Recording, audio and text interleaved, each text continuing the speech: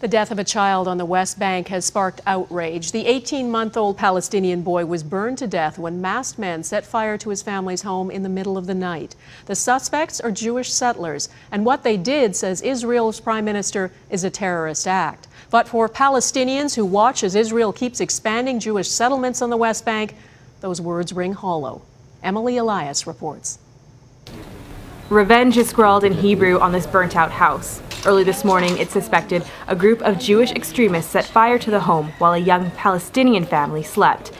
18-month-old Ali Saad Dawabeshi died in the fire. His mother, a 26-year-old woman, is in intensive care with third-degree burns to 90% of her body, as is his 4-year-old brother.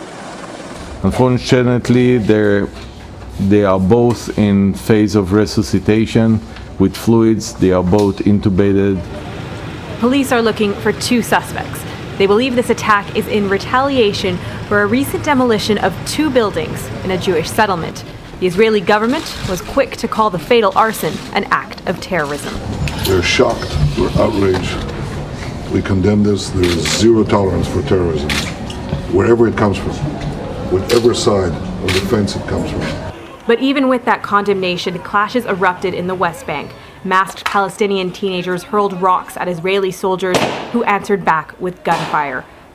According to the UN, at least 120 attacks by Israeli settlers have been documented in the occupied West Bank since the start of this year. An Israeli human rights organization says more than 90% of complaints Palestinians lodge with the Israeli police go without charges being filed. These crimes by settlers are not unfamiliar, says this village councillor, and the Israeli army always comes into villages and promises solutions, peace and security, but nothing happens. Hours after the child's death, hundreds lined the streets in his village to hold a funeral.